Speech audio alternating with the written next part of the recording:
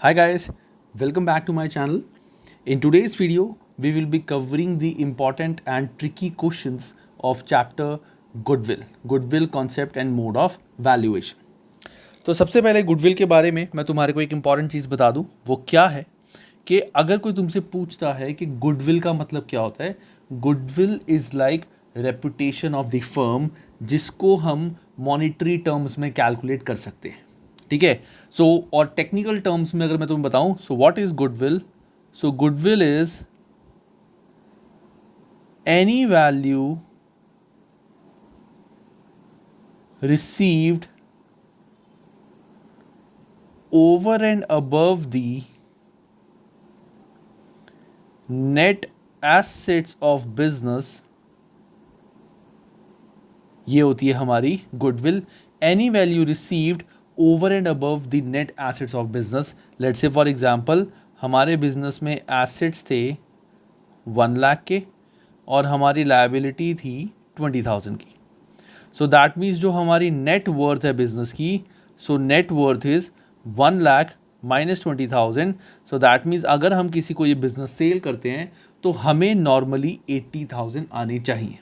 But अगर उस person ने हमें 2 लाख दिए या हमने उससे 2 लाख लिए, कि हमें उससे आने चाहिए थे 80,000 बट हमने उस पर्सन से 2 लाख लिए, so over and above 80,000 that means 1,20,000 जो हमने उससे चार्ज किया है, दैट इज कॉल्ड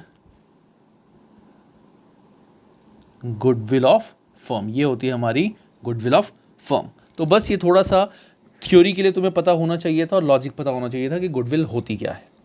सो सबसे पहला जो इसमें इंपॉर्टेंट क्वेश्चन हमारा आता है, that is this. So I hope सबने ये चैप्टर अच्छे से पढ़ लिया हो, अच्छे से रिवाइज कर लिया हो, तभी ये सारे क्वेश्चंस कर पाओगे.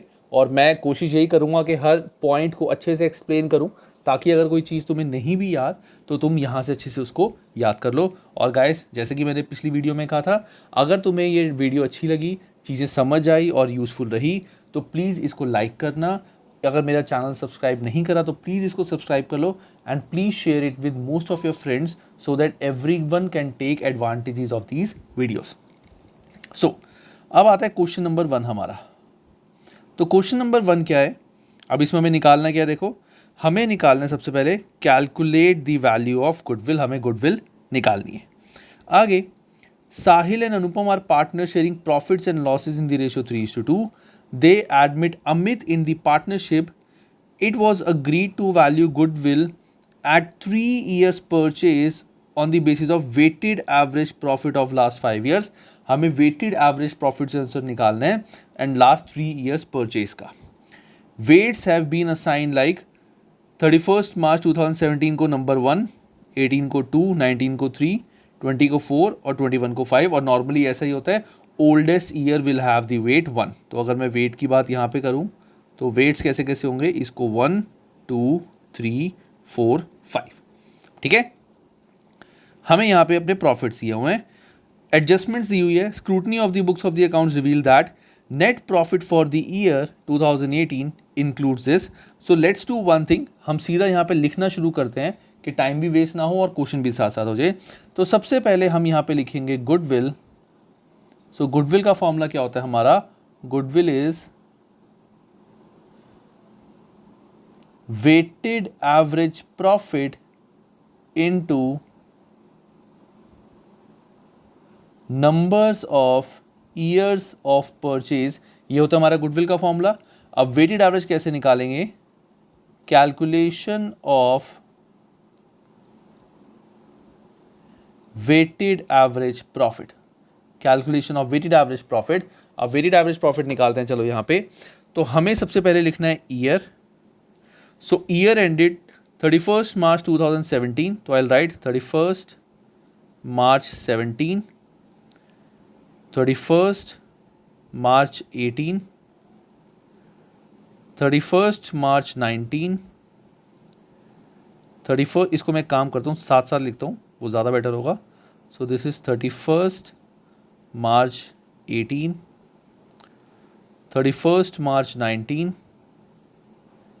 31st March 20, 31st March 21. क्योंकि हमें बोला क्या गया है कि 5 सालों का weighted average of profit of 5 years हमें लेनी है। तो पाँचों साल इनके हमें जो दिए हुए हैं प्रॉफिट्स क्या दिए हुए हैं हमें, 1,80,000, 1,60,000, 2,50,000, 3 लाख एंड 3,50,000। अब इसके बाद मैं करूंगा अपनी एडजस्टमेंट्स। सो एडजस्टमेंट्स ध्यान से देखना गाइस, ये इंपॉर्टेंट एडजस्टमेंट है। तो सबसे पहली एडजस्टमेंट हमारी क्या है, net profit for the year ended 31 मार्च 2018, मतलब यहाँ पे 20,000 being profit on sale of fixed asset, कि 20,000 हमने प्रॉफिट कमाया था एक एसेट सेल करके। जब भी हमारा कोई, याद रखना, जब भी हमारा कोई एबनॉर्मल गेन होता है, एबनॉर्मल गेन मतलब ऐसा गेन जो रेगुलर हर साल नहीं होता, ये बहुत ही कम, बहुत ही like once in a while होता है, that is called abnormal gain. So जैसा कोई भी एबनॉर्मल गेन हो तो हम उसको यहां से माइनस कर देंगे, और अगर ऐसा कोई हमारा एबनॉर्मल एक्सपेंस है, कैसे एक्सपेंस जो हर बार नहीं होता लेकिन स्पेसिफिकली इसी साल हुआ है, उसको हम यहाँ ऐड बैक कर देंगे कि नॉर्मली हमारा एक्सपेंस नहीं होता। तो रूल क्या याद रखना है, एबनॉर्मल एक्सपेंसेस ऐड होते हैं, एबनॉर्मल गेन माइनस। तो net profit for the year ended this include 20,000 being profit on sale of fixed asset, कि हमारा एक एबनॉर्मल गेन हुआ था 2018 में, तो एबनॉर्मल गेन मैं यहाँ से क्या कर दूंगा, माइनस। तो आई विल राइट माइनस 20,000, ये होगी मेरी adjustment. Next, firm had to pay a compensation of 10,000 in the year ended 2019, कि 31 मार्च 2019 को फर्म को कुछ कॉम्पेंसेशन पे करना था डैमेज गुड्स का, जो हमने प्रॉफिट एंड लॉस अकाउंट में डेबिट कर दिया था। सो नॉर्मली ये एक्सपेंस हमारा नहीं होता, जिस तरह से इन्होंने बताया हुआ है कि फर्म हैड टू पे अ कॉम्पेंसेशन, कि नॉर्मली फर्म का कॉम्पेंसेशन ये खर्चा नहीं होता, लेकिन इस साल हो गया और फर्म को करना पड़ा। So this is a abnormal expense. तो हम इसको 31 मार्च 2019 यहाँ पे ऐड कर देंगे अपना 10,000। Next, expenses of 50,000 incurred on overall of a machine on 1st April 2019। अब 1st April 2019 मतलब 1st April 2019 तो 31st मार्च 20, तो ये आएगा इस साल में 31st मार्च 2020 वाले में, क्योंकि 1st April 2019 इस डेट के बाद आता है। तो 50,000 के हमने एक्सपेंसेस करे थे which was debited to profit and loss account instead of being debited to machinery account. मतलब ये हमने एक एसेट परचेज किया था, हमने एक एसेट परचेज किया था और गलती से उस एसेट को हमने एक्सपेंस मान लिया। क्या, हमने एक एसेट परचेज किया था, हमने उसको एक्सपेंस मान लिया।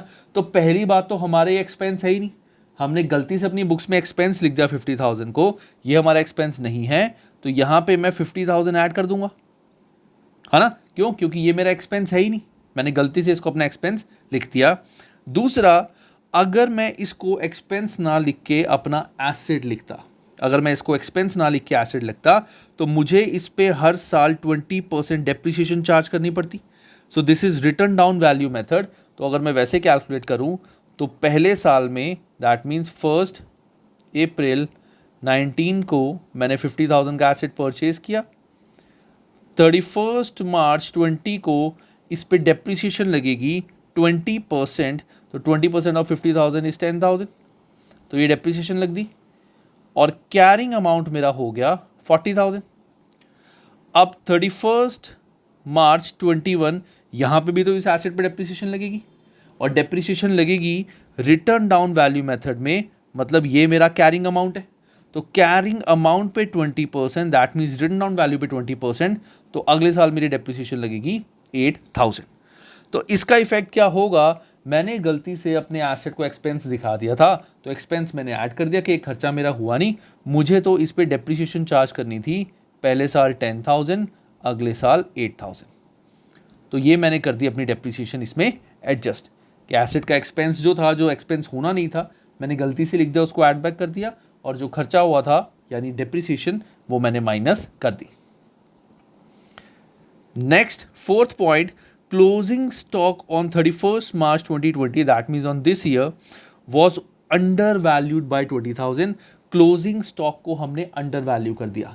तो एक चीज याद रखना गाइस, क्लोजिंग स्टॉक का प्रॉफिट के साथ डायरेक्ट रिलेशन होता है। क्लोजिंग स्टॉक का प्रॉफिट के साथ डायरेक्ट रिलेशन होता है कि अगर हमने क्लोजिंग स्टॉक ज़्यादा दिखा दिया गलती से बुक्स में तो दैट मीन्स हमारे प्रॉफिट भी ज़्यादा आए होंगे। ये तुम थोड़ा सा डीप सोचोगे, बहुत सारे बच्चों को पता भी होगा, लेकिन जिसको नहीं पता लॉजिक लगाओ, ट्रेडिंग अकाउंट बनाओ रफ में और देखना अगर क्लोजिंग स्टॉक तुम गलती से 10 की जगह 15 कर दोगे तो ग्रॉस प्रॉफिट भी तुम्हारा 5000 से बढ़ जाएगा।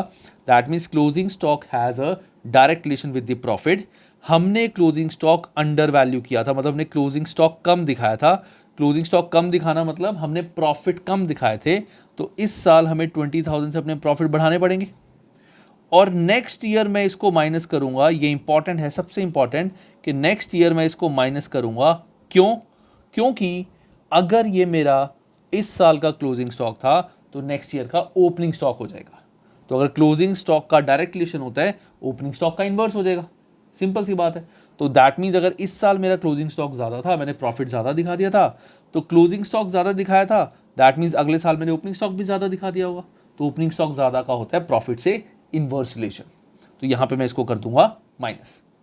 ठीक है, तो closing stock was under valued, sorry मैं ज़्यादा बोल रहा हूँ कि मैंने स्टॉक कम दिखाया था, स्टॉक कम दिखाने की वजह से मैंने प्रॉफिट कम दिखाया था, तो मुझे प्रॉफिट बढ़ाना पड़ेगा और अगले साल उसको कम करना पड़ेगा। This is the adjustment. ठीक है, तो ये होगी मेरी एडजस्टमेंट। तो अब आई will right my normal profit. So normal profit 2017 के तो होंगे 1,80,000 ही, 2018 के 160 माइनस 20 140, 19 के 250 प्लस 10 260, 20 के 30 प्लस 50 माइनस 10 प्लस 20 तो प्लस 10 3,60,000 और यहाँ पे 350 माइनस 8 यानी 342 माइनस 20 दैट मीन्स 322। तो ये आगे मेरे नॉर्मल प्रॉफिट। अब अगर ये क्वेश्चन वेटेड एवरेज की जगह सिंपल एवरेज होता तो मैंने सिंपल क्या करना था, इन सब का टोटल, इसका टोटल जो भी आता उसको मैं कर देता divide by 5 number of years, तो मेरा आ जाता सिंपल एवरेज। बट अभी मुझे करना है वेटेड एवरेज, तो अब मैं क्या करूँगा, I will just copy this,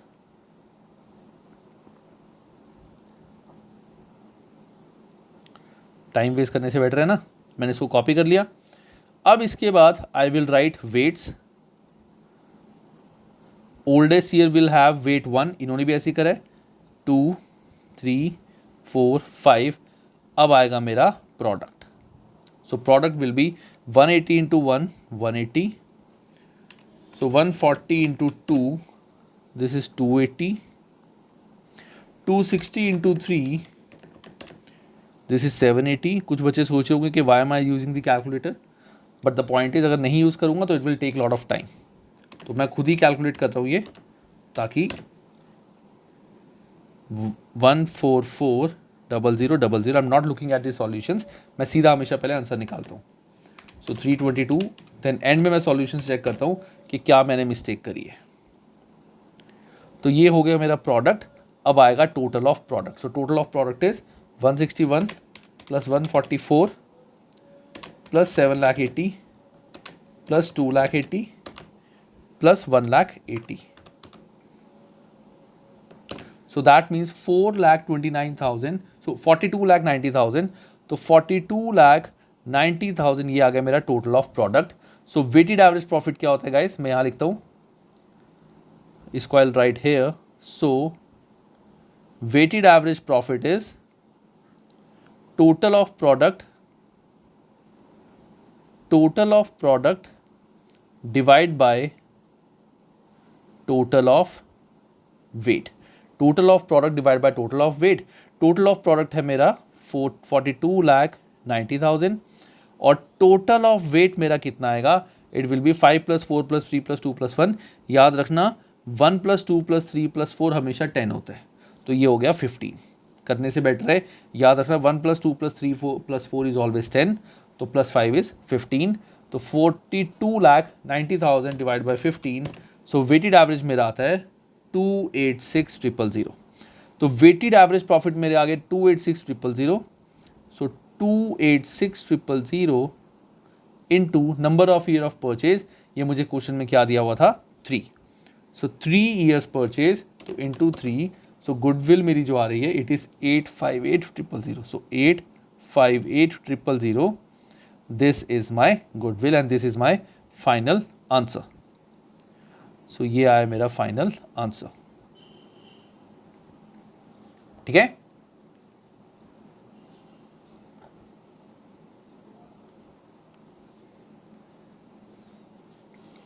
समझ आएगा इस? थोड़ा ज़्यादा डार्क हो गया, रुको मैं इसको लाइट करता हूँ, ये लो। तो this is my final answer. तो क्वेश्चन डिफिकल्ट नहीं था, थोड़ा सा लेंदी था, और इसमें मोस्टली सारे पॉइंट्स कवर हो गए, सारी एडजस्टमेंट्स कवर होगी, और बड़ा क्वेश्चन था। तो आई होप ये क्वेश्चन सबको समझ आया हो। कोई भी डाउट हो, you can rewind of course this video and you can watch this video again, ताकि ये क्वेश्चन को तुम और अच्छे से समझ पाओ। सो एग्जाम में क्वेश्चन आने के चांसेस हैं, मतलब कई बार थोड़ा सा एग्जामिनर का सोच थोड़ी सी अलग होती है, तो वो 3 to 4 मार्कर में क्वेश्चन दे सकता है। ठीक है, बट कैलकुलेशन थोड़ी सी ईजी होगी, यहाँ थोड़ी डिफिकल्ट है, बट कैलकुलेशन थोड़ी सी ईजी करके ही वो देंगे। अब नेक्स्ट आता है हमारा क्वेश्चन नंबर 2, दैट इज हमें इसमें क्या निकालना है, calculate capital employed by liability side approach and asset side approach from the following. हमें इसमें क्या निकालनी है, कैपिटल एम्प्लॉयड। अब मैं पहले तुम्हें कैपिटल एम्प्लॉयड निकालने का फॉर्मूला बताता हूं। सो कैपिटल एम्प्लॉयड निकालने का फॉर्मूला क्या होता है गाइस, देखो सिंपल सी बात है, ये हमारी बैलेंस शीट है, I am making a rough balance sheet, ये है हमारी बैलेंस शीट। सो capital employed simply means business में कितना पैसा इन्वेस्ट किया गया है। सो कैपिटल एम्प्लॉयड का मतलब क्या होता है, बिजनेस में कितना पैसा इन्वेस्ट किया गया है। तो यहां पे आती है हमारी partners capital plus reserves plus profit and loss account, फिर आता है आउटसाइड लायबिलिटीज, और यहां आते हैं हमारे काफ़ी सारे एसेट्स, और 2-3 चीज़ें यहां पे और होती है, एक होती है गुडविल, एक होती है इन्वेस्टमेंट नॉन ट्रेड, और एक होता है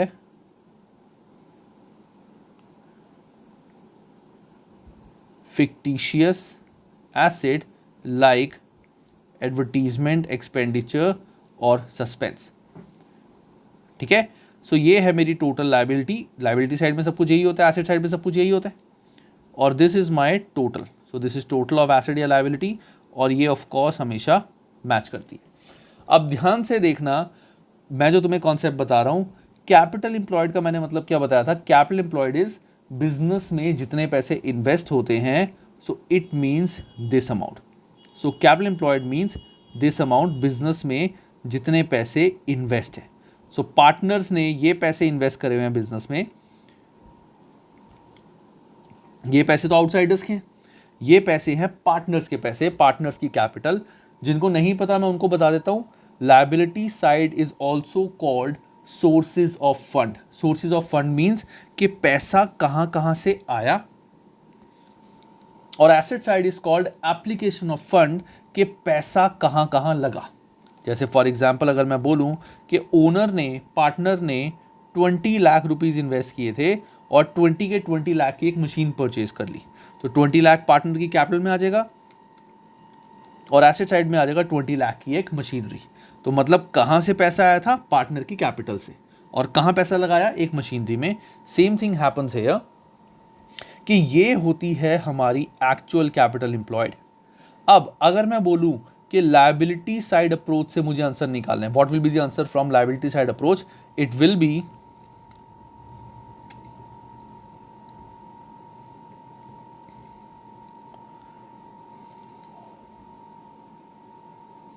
liability side approach will be partners capital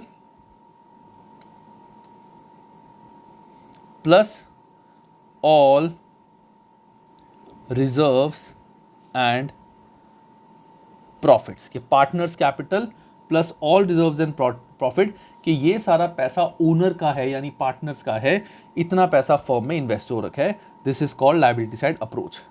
और अगर मैं बोलूं, अभी एक चीज़ और में जो मुझे बतानी है, कई बच्चे सोच रहे होंगे कि सर आपने एक चीज़ तो बताई नहीं है, वो आपने मिस कर दी, वो मैं अभी बताऊंगा। और एसेट साइड अप्रोच होता है, asset side approach is total asset, I will right it total asset, ये भी टोटल एसेट हो गया। So this is total asset, ये टोटल मैच करते हैं ना, तो अगर ये 1 लाख है तो ये भी 1 लाख होगा, that means if I am calling it total asset, इसको भी टोटल एसेट तो बोल ही सकते हैं। तो total asset minus outside liabilities. So total asset minus outside liability, देखो ध्यान से तब भी आंसर तुम्हारा यही आएगा। या तो डायरेक्टली लाइबिलिटी साइड अप्रोच से इसको लिख दो, या एसेट साइड अप्रोच से total of asset minus this, answer दोनों से सेम ही आएगा, यही आएगा। लेकिन बट यहां से दोनों जगह से हम तीन चीजें माइनस करते हैं, चाहे लाइबिलिटी साइड अप्रोच फॉलो करें चाहे एसेट साइड अप्रोच, यहां से हम तीन चीजें माइनस करेंगे। एक होता है गुडविल, एक होता है नॉन ट्रेड इन्वेस्टमेंट, और एक होता है हमारा फिक्टिशियस एसेट। ये तीनों चीजें चाहे हम लायबिलिटी साइड अप्रोच फॉलो करें चाहे एसेट साइड अप्रोच, हमें माइनस करते हैं। क्यों? इसका लॉजिक क्या होता है? इसका लॉजिक ये होता है, ये वो पैसे हैं, ये वो एसेट्स हैं जो पैसा बिजनेस में है ही नहीं। अगर मैंने गुडविल परचेज करी हुई है, तुम्हें थर्ड चैप्टर में पता चलेगा ये कॉन्सेप्ट गुडविल वाला। गुडविल एक ऐसा एसेट है बैलेंस शीट में जो कभी भी बिक नहीं सकता, तो इसकी कोई वर्थ नहीं है। दैट मीन्स ये तो पैसा बिजनेस में एक तरह से लगा ही नहीं हुआ। बिजनेस में पैसा लगने का मतलब क्या है कि मैंने मशीन परचेज की है, स्टॉक परचेज किया है, बैंक में पैसे रखे हुए हैं, वो होगा ना। अगर मैंने गुडविल परचेज कर ली जिसका कोई यूज ही नहीं है, so that is not my asset. Investment non trade, मेरी एक पार्टनरशिप फर्म है, मैं शर्ट बनाने का काम करता हूँ और मैंने किसी कंपनी के शेयर्स ले लिए। अब मैंने किसी कंपनी के शेयर्स लिए, उसका मेरे बिजनेस से तो कोई रिलेशन नहीं है, तो मैं ये तो बोल नहीं सकता कि वो पैसा मैंने बिजनेस में लगाया हुआ है। वो तो बिजनेस का, पार्टनर्स का पैसा मैंने किसी और जगह लगा दिया, ठीक है ना। पार्टनर्स ने वो पैसा बिजनेस में ना लगा के किसी और जगह लगा दिया, तो वो भी मैं यहाँ से माइनस कर देता हूँ। और जैसा मैंने गुडविल का बताया था, fictitious asset is also asset जिसकी कोई भी वर्थ नहीं होती। तो ये तीनों चीज़ें हम माइनस कर देते हैं, चाहे हम लायबिलिटी साइड अप्रोच फॉलो करें चाहे हम एसेट साइड अप्रोच। ये होता है हमारा कैपिटल एम्प्लॉयड निकालने का तरीका। इसको अच्छे से लर्न कर लेना। ये तुम्हारा एक थर्ड बुक में चैप्टर आएगा अकाउंटिंग रेशोज, वहाँ पे भी सेम लॉजिक यूज होगा। थोड़ा सा फर्क होगा, वो कंपनीज के लिए है, but logic will remain the same. कि कैपिटल एम्प्लॉयड बेसिकली क्या होता है, ओनर ने कितना पैसा बिजनेस में लगाया हुआ है। अब हम करते हैं अपना ये क्वेश्चन। तो क्वेश्चन नंबर 2, इसमें क्या लिखा हुआ है, हमें कैपिटल एम्प्लॉयड निकालनी है बाय लायबिलिटी साइड अप्रोच और एसेट साइड अप्रोच। सो सबसे पहले मैं लिखता हूं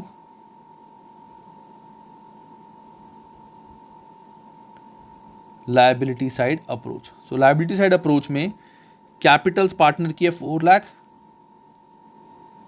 तो कैपिटल्स 4 लाख ये हो गए प्लस रिजर्व्स 1,80,000, एड रिजर्व्स 1,80,000, यही आता है लायबिलिटी साइड अप्रोच में। Partners capital plus reserve, sundry creditors outstanding expenses, ये तो आउटसाइड लायबिलिटी है तो इसका कुछ नहीं करेंगे। एसेट साइड में मैंने बताया था तीन चीजें हम माइनस करते हैं, सो गुडविल, इन्वेस्टमेंट्स और डेफर्ड रेवेन्यू एक्सपेंडिचर यानी फिक्टिशियस एक्सपेंडिचर। अब तुम कहोगे कि सर एक बात बताओ, यहाँ पे आपने इन्वेस्टमेंट्स खाली लिखा हुआ है, ये तो बोला ही नहीं हुआ कि ये नॉन ट्रेड हैं या ट्रेड है, ये तो क्वेश्चन में बोला ही नहीं हुआ। तो by default if nothing is mention we will always take it as non trade investment, क्योंकि अगर बोला हुआ है हमारे बिजनेस के अंदर इन्वेस्टमेंट अकाउंट है, मतलब ये पैसा बिजनेस में लगा ही नहीं हुआ, मैंने कहीं और ही इन्वेस्ट किया हुआ है। फर्स्ट थिंग क्या होगा, अगर यहाँ इन्वेस्टमेंट लिखा हुआ है दैट मीन्स ये पैसा मैंने बिजनेस में कहीं इन्वेस्ट नहीं करा हुआ। बिजनेस में इन्वेस्ट करा होता तो लैंड एंड बिल्डिंग में आता, प्लांट एंड मशीनरी में आता, कहीं और आता। इन्वेस्टमेंट मतलब मैंने किसी कंपनी के शेयर्स लिए हुए, फर्स्ट थिंग यही आती है माइंड में। तो इसीलिए ये हमेशा by default non trade investment होता है। तो मैं यहाँ से लेस करूँगा, लेस सबसे पहले तो गुडविल विच इज 60,000, देन मैं लेस करूँगा investment, non trade investment 1 lakh, और फिर मैं लेस करूंगा यहां से अपना advertisement suspense which is 20,000। So मेरा जो नेट आंसर आएगा it will be 580 minus 80 5 lakh minus 1 4 lakh. So 4 lakh मेरा आ गया कैपिटल एम्प्लॉयड। अब कैपिटल एम्प्लॉयड का मतलब क्या होता है, ओनर ने बिजनेस में कितना पैसा लगाया है। अब चाहे लायबिलिटी साइड अप्रोच हो चाहे एसेट साइड अप्रोच, ऐसा तो हो नहीं सकता ना कि मेरा आंसर अलग हो। तो लायबिलिटी साइड अप्रोच मेरी आ गई। नाउ लेट्स फॉलो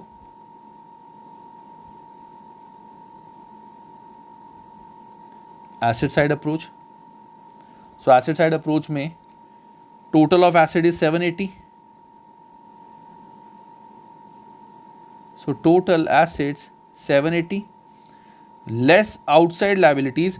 अब आउटसाइड लायबिलिटीज इसमें क्या क्या आ गया मेरा, outstanding expenses and sundry creditors, तो 180 टोटली मैं कर लेता हूँ सीधा 2 लाख, ये माइनस हो जाएगा। और माइनस ये तीनों चीज़ें जो यहाँ माइनस हुई थी, मैंने बताया था चाहे हम लायबिलिटी साइड अप्रोच फॉलो करें चाहे एसेट साइड अप्रोच, ये तीनों चीज़ें हमें माइनस करनी पड़ेंगी। तो तीनों चीज़ें हम यहाँ से माइनस कर देंगे। So less goodwill, less advertisement suspense और लेस इन्वेस्टमेंट। अब हम आंसर निकालते हैं अपना। Answer is 780 minus 20 580। So 580 minus 80 5 lakh plus 1 4 lakh. देखो यहाँ से भी आंसर हमारा सेम आया है। ठीक है गाइस, क्वेश्चन डिफिकल्ट नहीं है, सिर्फ कॉन्सेप्ट समझना है। ये छोटी छोटी चीज़ें हैं, मार्क्स कटने के चांसेस ज़्यादा होते हैं एंड मैं नहीं चाहता किसी भी बच्चे का कहीं पे आधा मार्क भी कटे। हमें हर चीज़ प्रॉपरली कैसे शो करनी है वैसा मैं बता रहा हूँ कि बिल्कुल एग्जाम में ऐसे शो करो and you will get full marks. अब आता है क्वेश्चन नंबर 3।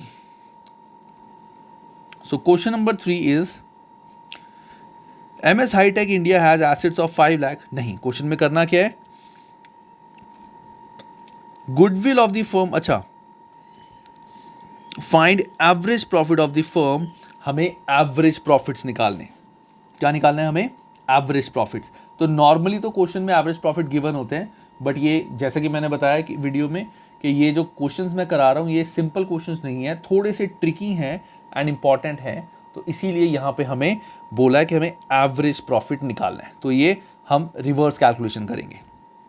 तो हमें बोला गया है एसेट्स इतने हैं, liabilities, whereas liabilities are partners capital, general reserve, sundry creditors.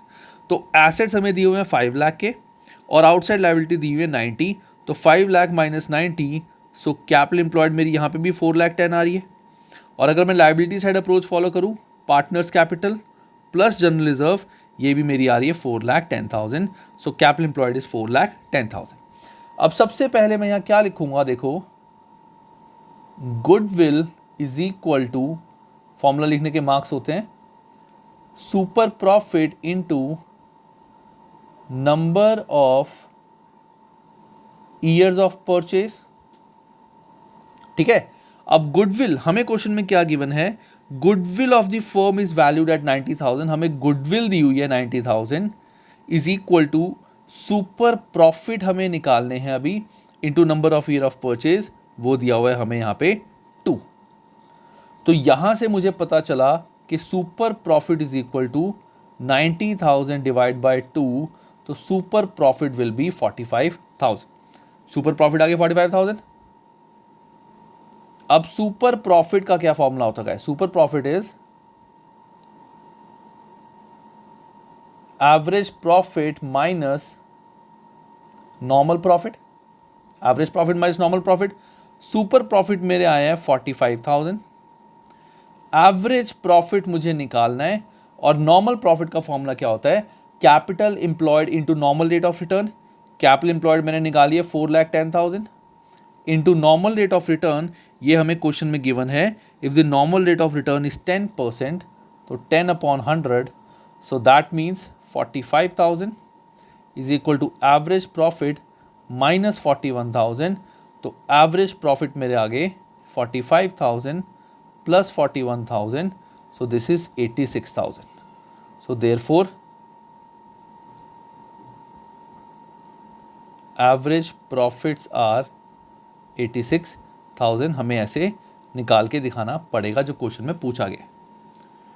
ठीक है गाइस, सिंपल क्वेश्चन था, सिर्फ हमें लॉजिक्स फॉलो करने हैं। डिफिकल्ट मैंने पहले भी बोला था कुछ भी नहीं है, सिर्फ लॉजिक्स फॉलो करने, कहीं से कुछ भी क्वेश्चन आ सकता है, हमें बस प्रिपेयर रहना है, कॉन्सेप्ट अपना क्लियर होना चाहिए एंड दैट्स ऑल। अब आता है क्वेश्चन नंबर 4, ये लास्ट क्वेश्चन है इस चैप्टर का, मतलब इंपॉर्टेंट वाला, बाकी तो सारे टिटपुंडिये से हैं, वो तो कोई भी कर सकते हो, थोड़े से इंपॉर्टेंट क्वेश्चंस मैंने करवाए हैं। तो question number 4, from the following information calculate goodwill of the firm of Anmol and Sujay at the time of admission of ध्रुव, कि ध्रुव को एडमिट कर रहे थे उसके टाइम पे हमें गुडविल निकालनी है। दो मेथड से, at 3 years purchase of super profit और दूसरा on the basis of capitalization of super profit. हमें एवरेज एक्चुअल प्रॉफिट फर्म के दिए हुए हैं 25,000, नॉर्मल रेट ऑफ रिटर्न दिया हुआ है और वो बैलेंस शीट दी हुई है। Okay good. अब सबसे पहले हम क्या करेंगे इसमें, we will calculate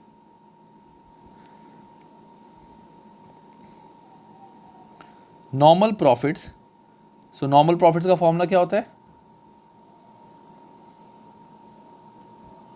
capital employed into normal rate of return divide by 100। So capital employed, अब ये तुम्हारी मर्जी है, तुम चाहे एसेट साइड अप्रोच फॉलो करो चाहे लायबिलिटी साइड अप्रोच। मैं हमेशा लायबिलिटी साइड अप्रोच फॉलो करता हूँ। सो लायबिलिटी साइड अप्रोच में कैपिटल आ जाएगा 170, जनरल रिजर्व आ जाएगा 20, बिल्स पेबल और सन्ड्री क्रेडिटर ये हैं outside liability. So that means 170 plus 20। अब मैं देखूंगा कि एसेट साइड में उन तीनों चीज़ों में से गुडविल, एडवर्टीजमेंट सस्पेंस या नॉन ट्रेड इन्वेस्टमेंट कुछ है। तो यहाँ पे इन्वेस्टमेंट दिया हुआ है नॉन ट्रेड 50,000, तो ये मुझे यहाँ से माइनस करना पड़ेगा 50,000।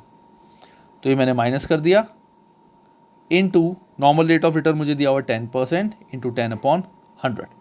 सो 170 प्लस 20 190, 190 माइनस 50 140। सो 140 इंटू 10/100, तो नॉर्मल प्रॉफिट्स आ गए मेरे 14,000। अब सुपर प्रॉफिट का फॉर्मूला क्या होता है, super profit is average profit minus normal profit. तो एवरेज प्रॉफिट मेरे को क्वेश्चन में गिवन ही है कि average profit of the firm is 25,000, normal profit मैंने अभी निकाले हैं 14,000। सो देयरफॉर 11,000 मेरे आगे सुपर प्रॉफिट। अब ए part, goodwill is to be calculated on the basis of 3 years purchase of super profit. So goodwill is equal to super profit into number of years of purchase। Formula लिखने के मैंने बताया था marks होते हैं। तो super profit मेरा 11,000 into number of year of purchase, पहले केस में बोला हुआ है 3, सो 3 दैट मीन्स 33,000 मेरी आगे goodwill question number A case में।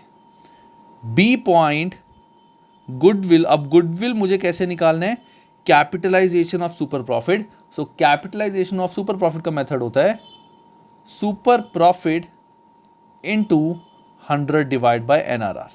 अगर कैपिटलाइजेशन ऑफ एवरेज प्रॉफिट होता तो मैं average profit into 100 divide by NRR करके उसमें से कैपिटल एम्प्लॉयड माइनस करता, बट अभी वो नहीं है। आई बिलीव फॉर्मूला तो सबको याद ही होगा, क्योंकि मैंने तुम्हें पहले ही बताया था ये questions difficult and tricky questions वाली बात है। तो ये सारे क्वेश्चंस तुम तभी करोगे जब तुमने चैप्टर एक बार पढ़ लिए, ठीक है। सो सुपर प्रॉफिट हमारे कितने आए थे, 11,000 इंटू 100 डिवाइड बाई 10। सो ये आ गया मेरा 1,10,000। So goodwill by using super profit case number A में मेरा आंसर आया 33,000 और goodwill by using capitalization of super profit यहां आंसर मेरा आया है 1,10,000। तो यही मेरे इंपॉर्टेंट क्वेश्चन थे इस चैप्टर में, इसके अलावा इंपॉर्टेंट पार्ट कुछ भी नहीं है। आई होप ये वीडियो भी सबको अच्छे से समझ आई हो। और गाइस, जैसा कि मैंने स्टार्टिंग में कहा था, if you like this video please like का बटन दबाओ, सब्सक्राइब करो and please share this video with all your friends who are doing accounts for class 12th। Telegram group का लिंक इस वीडियो में भी है, you can join that, you can ask your any query and I will try to solve that query in the group only. ठीक है, चलो bye guys, take care and have a great time.